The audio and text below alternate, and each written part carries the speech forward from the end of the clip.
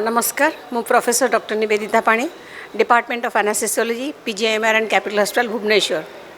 प्रथमे मु कहबी ए जो पदक्षेप शोभन नहीं एटा गोटे one of the best thing he has taken. कारण देखंतु he is the first person जे कि पेन रो कॉन्सेप्ट आनी ओडिशा को एवं से जो कॉन्सेप्ट आनी सारा परे ही नोज केमती एटा को आगु को करी चलिबो। आज आपण हुए तो देखुछंदी 5 जन स्टूडेंट आर वर्ष को आप देखिए एटा 50 मध्य हो जीवो।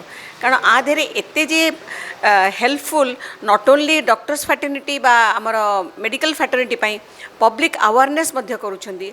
आ द्वारा आमे माने प्रत्येक फैमिली रे मध्य भी आमे जानले भी मध्य अवेयरनेस हबो।